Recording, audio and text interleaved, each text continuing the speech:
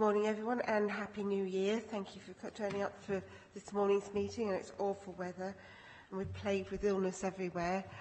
We have apologies from Penny, our usual support officer, because she's very poorly. We've got Steve is standing in for her today. We've also got apologies from Councillor Asif, who's also in bed very poorly. Since there's a very common problem at the moment, and I think I'll be joining them later on today. So, first of all, if we want to go around and just introduce ourselves, so anybody who's listening on the webcast know who's here and recognises us. So I'm Councillor Julie Stewart-Turner, Chair of Overview and Scrutiny. Cathal Burke, Member of the Overview and Scrutiny Management Committee. I'm Councillor Rob Walker, Member of the Overview Management Committee.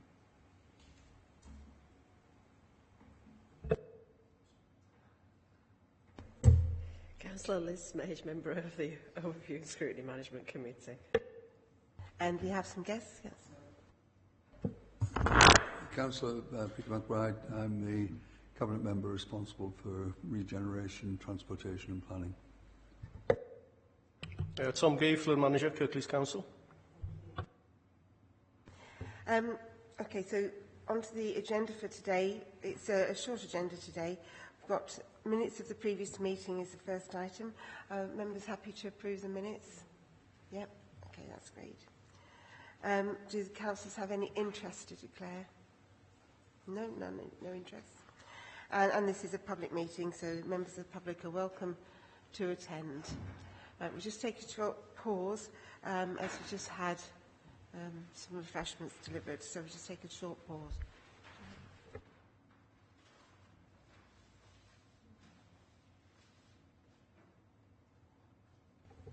Okay, while they're setting up. So this is a public meeting. If any members of the public want to join us, then they are very welcome.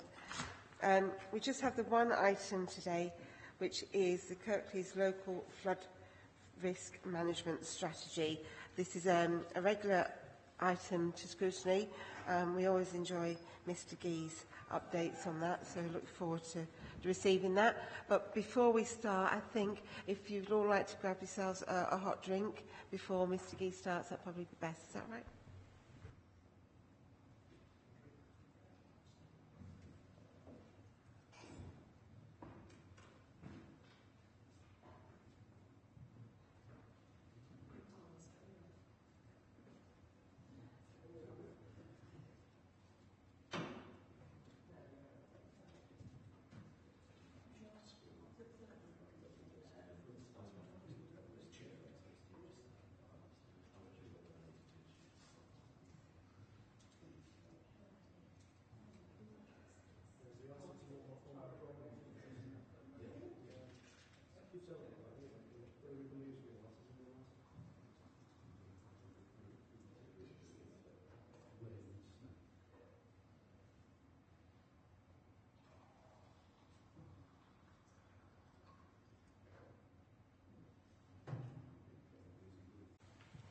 Right, everyone's looked after and refreshed.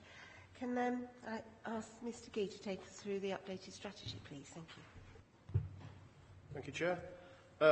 This is a report updating scrutiny on progress against the actions identified in the Council's local flood risk management strategy, published in 2013. Many of the actions identified in our plan involves a collection of information on local flood risk and drainage infrastructure.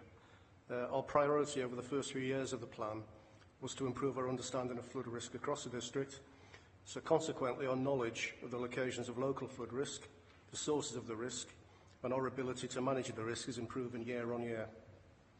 We've moved in the last year or two to use the information and knowledge acquired to inform studies and works programmes, to improve our maintenance of drainage infrastructure, and to improve the quality of advice that we offer developers and planners on new development sites.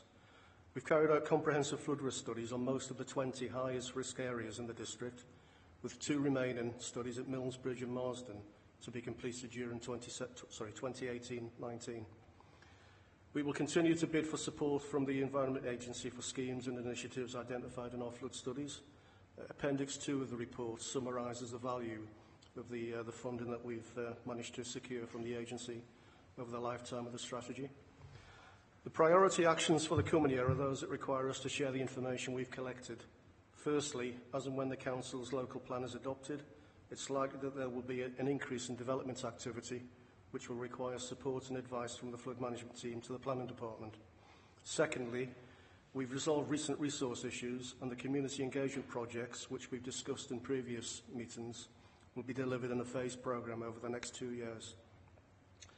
The strategy was originally published in February 2013, with a minor update in 2016 following the December 2015 floods. But it's now essentially 5 years old. The national approach to encouraging SUDs and promoting natural flood management, in particular, has changed recently, and a view from Scrutiny on the validity of the current strategy would be appreciated.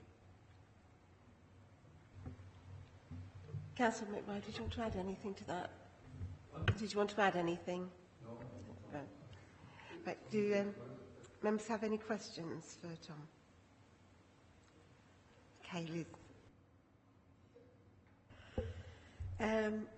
Your objectives, there's some that are red and amber. So are those being prioritised to bring them up into the green areas? In particular, the improve and maintain the capacity of existing drainage systems. This has been at amber for 3 years now. It's objective 7. I'm sorry, I've got a croaky voice this morning. I would have thought this would be part of early intervention and prevention work to actually sort out existing drainage systems and culverts. So I'm wondering why that is amber. And also under Objective 1, you've got recording, mapping and flood instance. There it says at green, but your text says the Council will investigate to some degree. Can you clarify what you mean by some degree, please? Thank you. It's trying to be an honest appraisal of where we're at. So that the last thing I want to do is to colour everything in green and say everything is perfect and everything's been implemented, because that's not the situation. There are certain things in the strategy that we identified 5 years ago that we thought would be worth doing if we had the resource available to do that. And there's a number of low priority issues in there that we haven't addressed because we don't feel they have sufficient priority to justify directing our limited resources to those areas. So there's things like investigation of private drainage assets, which would need a full survey of all the private drainage assets in the district. And then we'd have the issue then of discussing and agreeing maintenance regimes with those private owners. It's not a requirement for the council to do that. It's a nice to have. And I think if we had the resources, we might try and target that. Some of the other ones about proactive maintenance and understanding, putting better, more directed maintenance plans in place for some of our drainage infrastructure. I think I need to be honest there and say that we're still some way short of understanding the council's total liability, if you like, for drainage assets within principally the public highway. A lot of it is still unrecorded, and the information is usually gathered opportunistically as we get problems on that system. So if we have a collapse or a blockage, we'll investigate. We'll often discover a system that we weren't aware of, and then we put that into a maintenance regime for the future. But there's a lot of the drainage infrastructure within the public highway and on council land that we're still unaware of. So it would be a little bit disingenuous, I think, to say that we had maintenance plans in place to cover all our liabilities, because until we determine where those liabilities are, it's quite difficult to be absolutely certain about maintaining those. I can appreciate that you need time to look where assets are that may be causing a flood issue, but where the asset is known to cause a flood issue and the highways, it hasn't been dealt with, so you're continually having to send your gully emptying teams out, etc. whereas piece of engineering may actually sort the problem out. So is that approach, a proactive approach being taken, even for the areas where you are not you personally, but the council is regularly called to sort issues out? Because I'm sure we can all think of places where the roads, flood on a regular basis, where if there was some work done on the highway, for instance, drains not being higher than the level of the road and things like this, that in actual fact that might help you achieve your targets and be able to move you on to other areas if you sorted the known issues out. Okay, Mr McGee, and then Councillor McBride wants to contribute to that as well. Okay. There's obviously a link between the work that I do on the strategic side and the flood strategy side and the implementation side by my highways colleagues in the council. We have quite a sophisticated way of maintaining trash grills which protect highway culverts, so that has been in place for a number of years now. It is more problematical to put effective maintenance regimes in place for the rest of the highway drainage assets. We manage the gullies on a fairly rigid programme of inspection there and clearance, and that's becoming more sophisticated as we get more information about which particular gullies cause us most problems. But directing our resources, our limited resources, towards better maintenance of the general highway drainage asset is difficult. We have been successful over the last 12 months in securing some money from the DFT to target those high-risk locations across the highway network. We secured, I think, about just under £600,000 to be spent this year and next year on targets in those areas that tend to pond and flood on the public highway. It is a task for us to do. It is something that we need to get more intelligence on, more information about where the issues are, and then to target our works programmes towards those areas. It is done to a limited extent, but it could be more. It could be more beneficial if we spent more time on it. Yeah. Councillor McBride, did you want to contribute? Thank you, Chair. I think it's true to say that this service is like so many others related to highways. It's responsive and reactive. It traditionally has been trying to anticipate problems by long-term planning and investment, but given the massive cuts in public finances, particularly local authorities, when you've got a 30% cut year on year, in the case of highways, their capital funding has been halved quite literally, then inevitably there are consequences which are the inability of the public authorities to be able to respond as effectively as we would like. In terms of local transport fund money, which predominantly funds this, that has been literally halved in the last 5 years, and it's a 5-year programme, so we have no chance of getting any more money for this until another 5-year period is determined. And the other source of funding, which is in turn helping the long-term investment, is City Deal Buddy. This is the combined authority and city region.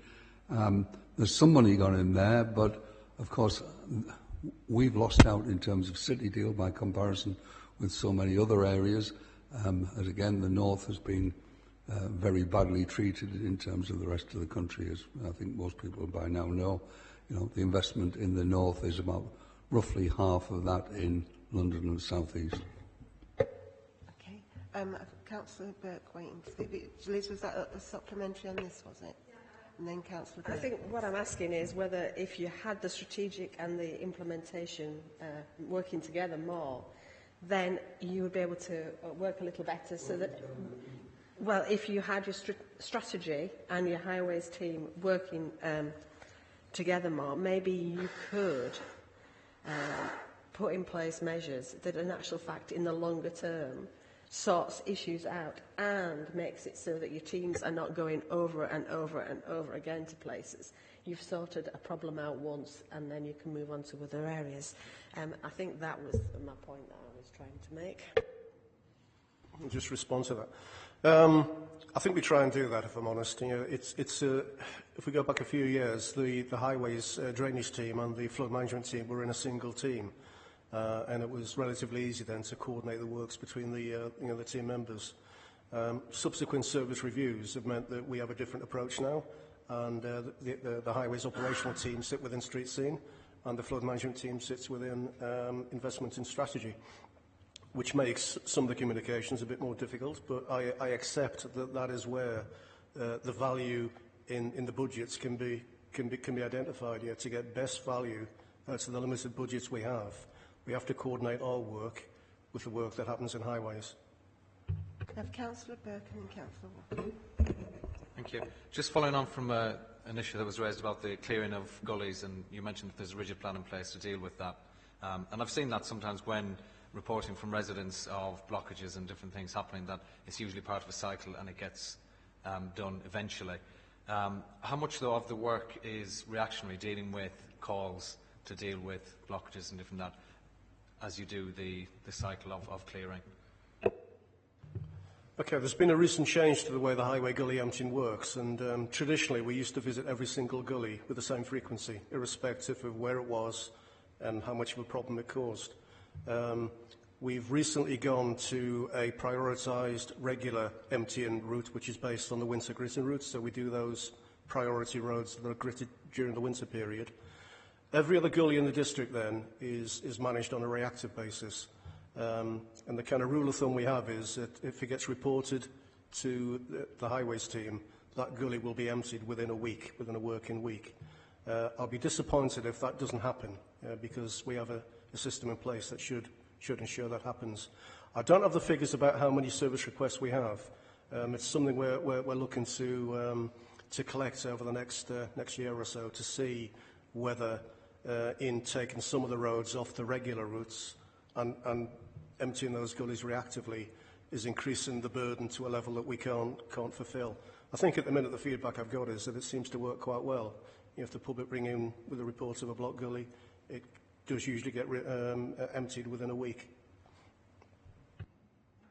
It's just another question. This is on Objective 8, encourage proactive, responsible maintenance of privately owned flood defence and drainage assets.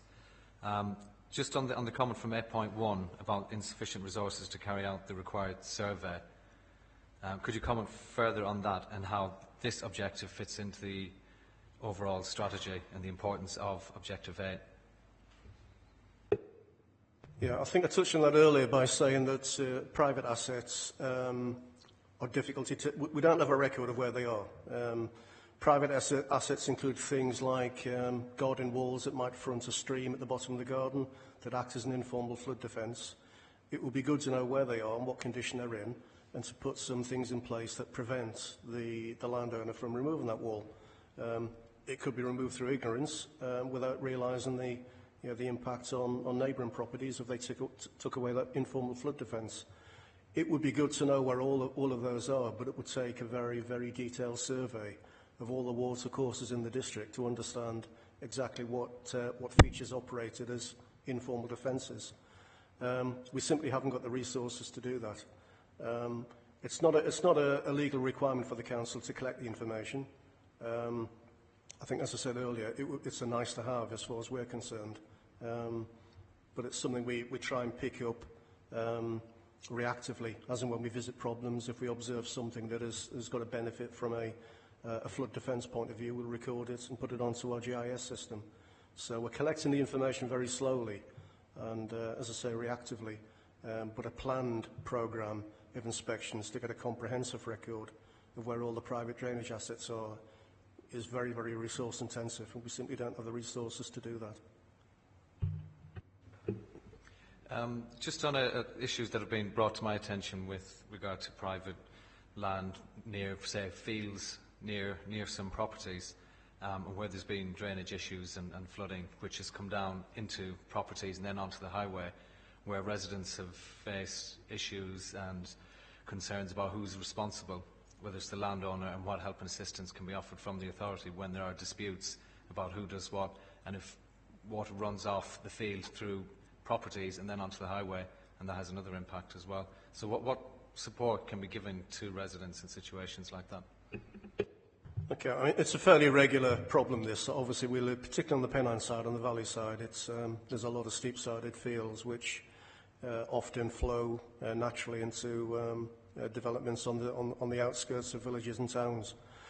There's no legal obligation for one landowner to prevent the natural flow of water from his land onto somebody else's land. You know, that's where we are. So the work that we do is generally working between the adjacent landowners to try and get a compromise, to try and get responsible landowners to act responsibly and do the right thing for their neighbours.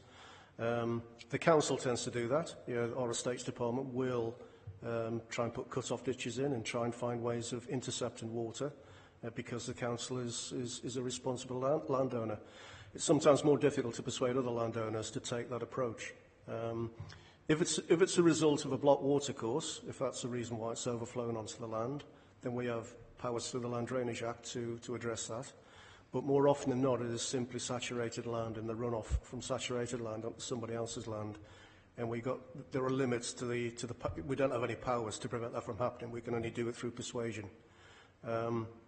It's something we're much more aware of now when it comes to new development sites on the edge of the kind of urban conurbation where we've got new development sites kind of moving into the green belt. I think we're aware then that there's always a risk of runoff from the fields into those new development sites. So we often, through the planning process, will insist on perimeter drainage to intercept that overland flow. If we go back 10 or 20 years, the advice that was given to the planning department didn't include that kind of thing.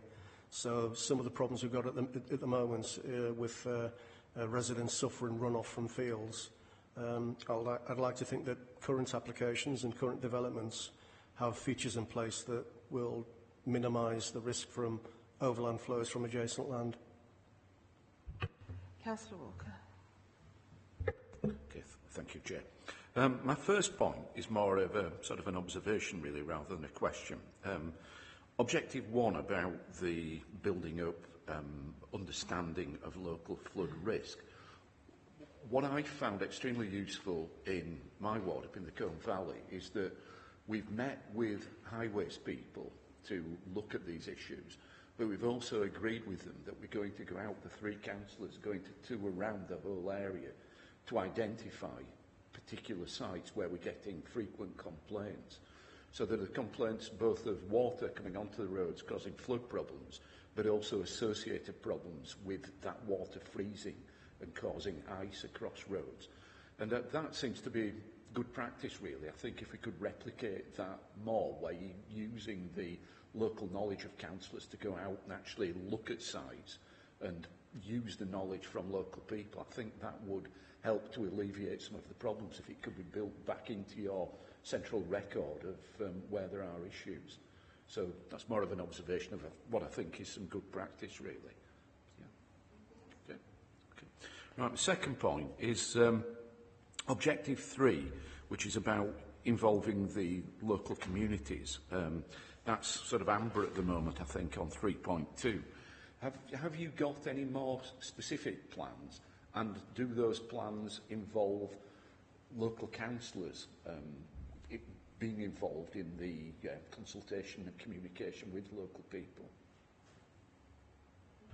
Yeah. This is the community engagement project we promised for almost a number of years now. We've had resource problems within the team to try and treat it seriously. We could have taken a very generic approach and just provided a generic leaflet for everybody to, that would maybe might get read or might not get read. But we've chosen to go with a much more bespoke approach, so we can try and give information to communities and to ward members that they can see in their particular ward or in their particular community. Jason, who's just joined my team, has been tasked with doing this work over the next year or two to have a structured programme, a prioritised programme of engagement. It will absolutely involve the ward members. I think initially, we need to bring a lot of ward members up to speed with where we are with flood management, what responsibilities the council has, what information we hold, what ward members can give to us.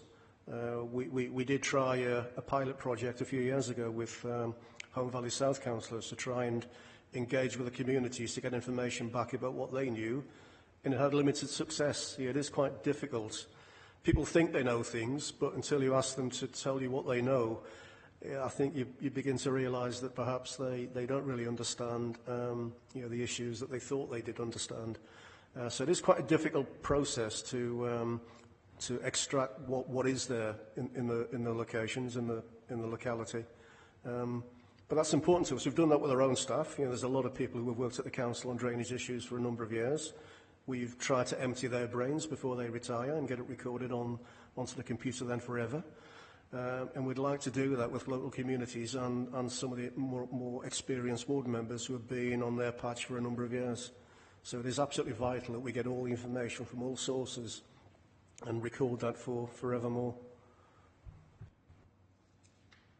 Okay, 10.1, looking at natural flood management. I think the last sentence in the progress commentary says that a bid is in the process of being submitted. Could you update us on how that is going?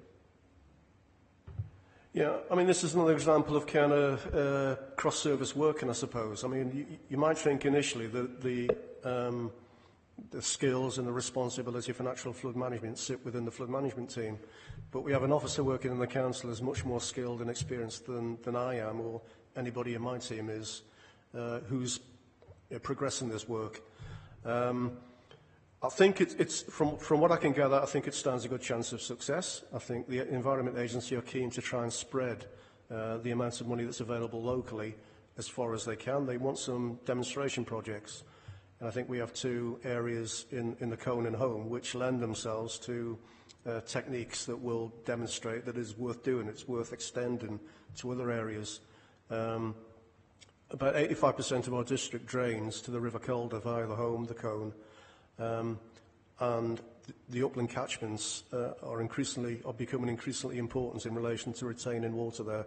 So as a long-term strategy for Kirklees, and those councils downstream of Kirklees, Wakefield, down into York and into Humberside, they're taking our water, the water that runs quickly off the upland areas, will get carried through to York and downstream. So there's almost a responsibility on the council to try and manage the water that falls within the district. And I think the pilot projects that we're trying to get funding for will hopefully demonstrate that there's some value in doing that. If we can keep the water at source, there'd be less of a need to build expensive flood defences further downstream. So it is progressing quite well. I think it is sort of going higher up the agenda nationally. I think increasingly there'll be more national money redirected away from rigid flood defences to source control, which is what this is. And I think the council wants to be at the forefront of trying to demonstrate that we can spend that money effectively. My final point sort of follows on from the comments that made earlier by Councillor Burke about where you've got water running off land onto roads and into other properties. In my own ward, the particular problem is to do with building sites, really. Particularly the Crossland Park building site in Linthwaite, which has got the 1973 pre-Kirklees planning permission. That's causing a lot of worries, really, locally. Is there any more that we can do in terms of enforcement there and looking at the plans which are in place to alleviate those kind of difficulties? I think historic planning permissions are quite difficult. Obviously, they tend to be a lot looser in terms of conditions than current modern consents are. That particular site is a real difficulty for us. Again, it's down to persuasion with the developer, with the landowner, to try and do what a responsible neighbour would do. So I think a lot of it is in the skill of the planning enforcement officers to have that discussion and try and encourage them to spend a little bit of their development money on features that will help to reduce the impact on the adjacent communities. Legally, we're very limited in what we can do. We've got very, very few powers available to prevent that from happening. Water onto the highway, for example, the only time we can manage water from third-party land onto the highway is if it crosses a footway, and generally speaking, if it comes from a building. So historically, the Highways Act was written to address runoff from a roof via a drain pipe across the footway onto the carriageway. We could enforce that. But the more general problems with general water runoff from land directly onto the carriageway via reverge. We have no legal powers to prevent that from happening. So it's down to persuasion, really. Did you have another point? Okay, Liz. I just wanted to follow up on the objective 10 on the questions about the funding bid. You say you're working closely with Calderdale to share experiences on the natural flood management. So can you sort of expand that a bit to let us know what measures you're looking at within that funding bid? Thank you. Yeah, I mean, the advantage in working with Calderdale is that they flooded extensively over the last, I think they've had 2 big incidents over the last 3 or 4 years. And they had national attention. There's an awful lot of funding being pushed towards schemes in Calderdale to try and reduce the risk in the future. Part of that is about upland management, it's about catchment management. And the kind of things they're looking at are things like tree planting, restoration of heathland, putting heathers back in and moss in the upland areas to try and retain water in that environment. I think the challenge is dealing with the landowners. I think luckily within Kirklees in our catchments we have 2 significant landowners who we have good relationships with, the National Trust and Yorkshire Water.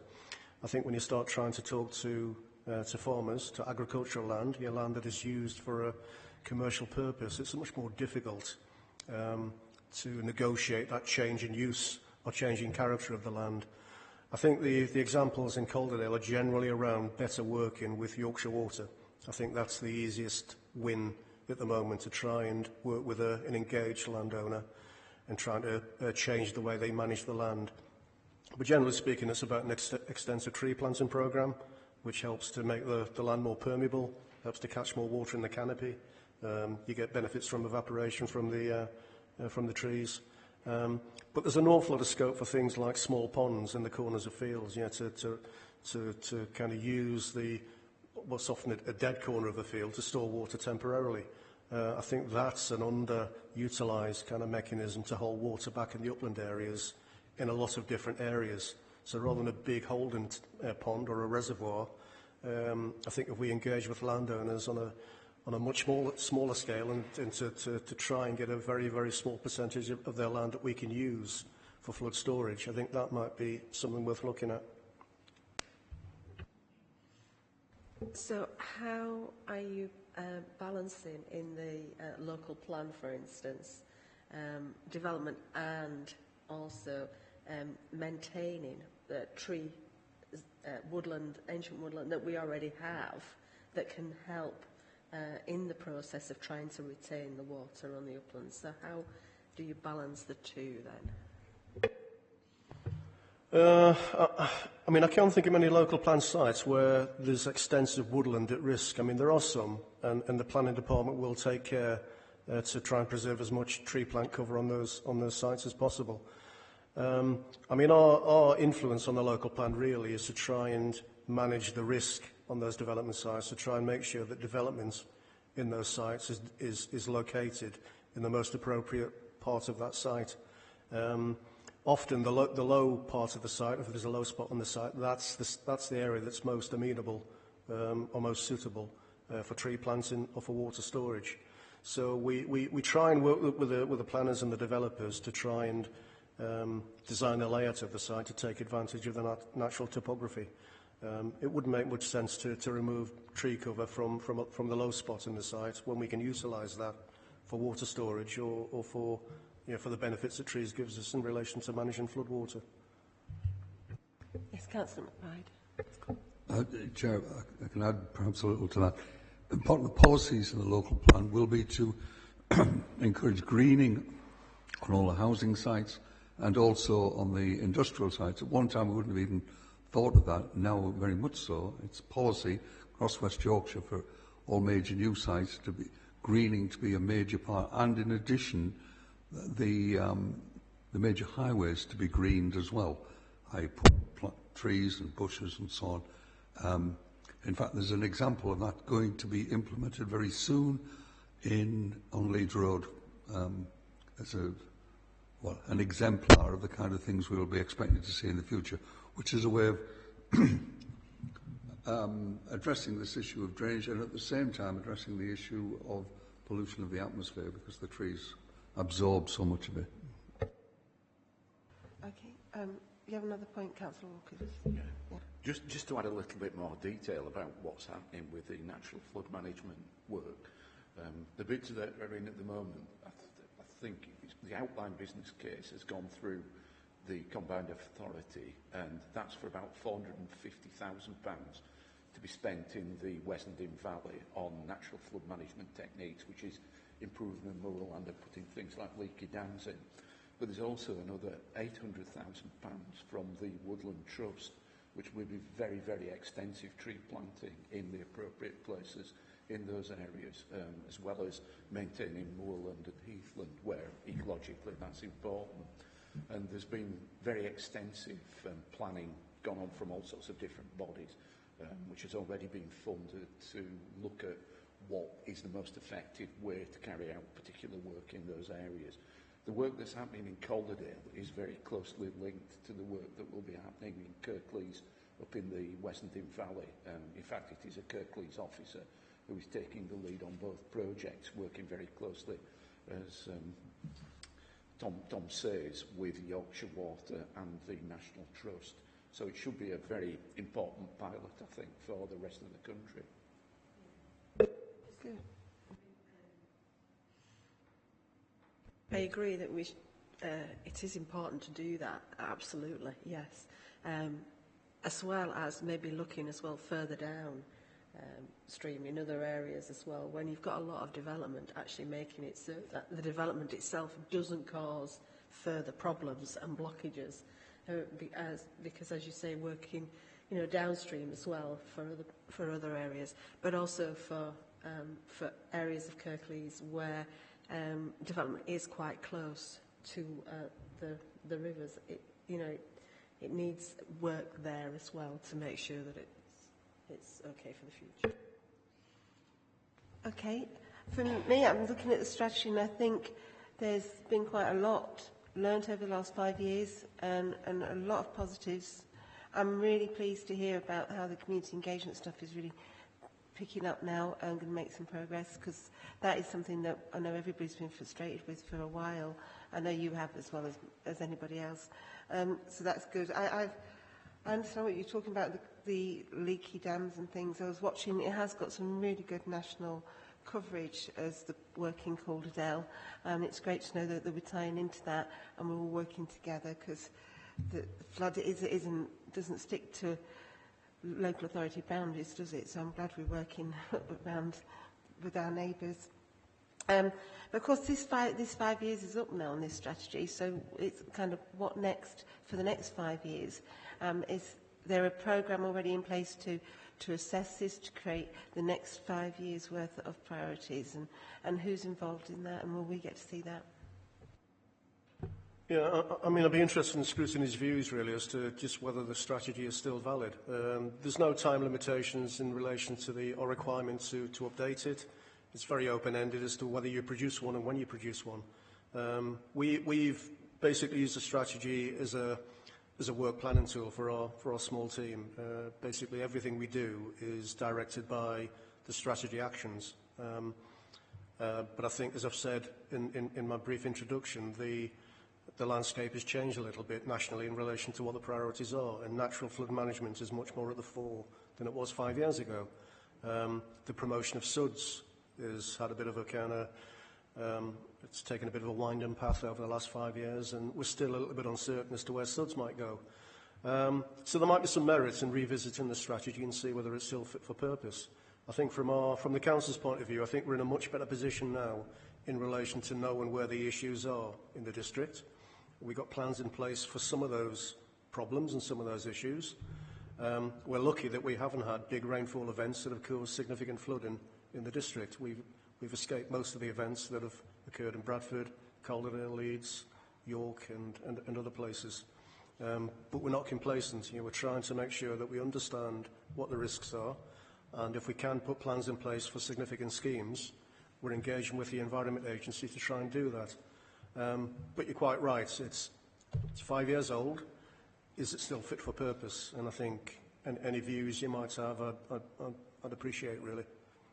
Me personally, I would like to see it reprioritised based on what we've learnt, based on the new challenges that we're more aware of. I would like to see that with things in there like you've already admitted that are a nice to do but not an urgent to do. So it's kind of, should that be at the bottom of the list of priorities? The upland stuff is the natural flood management. Is keen that everybody's very passionate about that and would like to see that. So I think I'd like to see it reprioritised based on our intelligence, and maybe come back so we could all have some input into that, more structured organising input into that. Is that right? Yes, Liz? Yes, I was just going to say, I think it's important that we have a flood management strategy that includes the latest thinking moving forward, so that we have future planning as well as what is current at the minute. We can plan it into the future with the strategy, but also have the strategy and the implementation more coordinated together as well. I think that would be useful, because it's all right having a strategy, but if the implementation side needs to be there as well. Thank you. Yeah, it's more of having the action plan to alongside it, but of course I assume that will be used as a bidding tool as well for funding opportunities as well. So, yeah, is that all right to do that?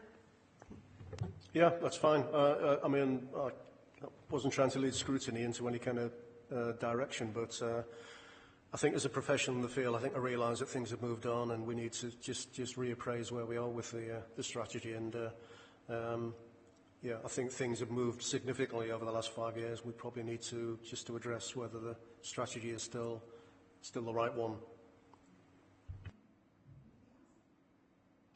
No? Can we thank our officers, Councillor McBride, Tom and his colleague. Thanks for joining us today. It's really helpful. Okay. Feel free to sneak off if you want. For us, we've just 2 more items. We've got the agenda plan is attached. It's just mostly for information, just where we're up to. We have a meeting on the 26th of February here again, where we'll be looking at the work of the combined authority scrutiny function. Councillor Light's going to come and share his experience and views with us on that, and the inclusion and diversity strategy. It's just to be confirmed. Do we know, Steve? Is there any feedback? I'm hoping it's going to come on that day, because we don't want it to roll over to the March meeting, because that's already got a lot on the agenda. So hopefully, so is that all right with everyone? I think that's this, and next meeting, 26th February. So thank you very much for your time. So, and that's this meeting come to a close.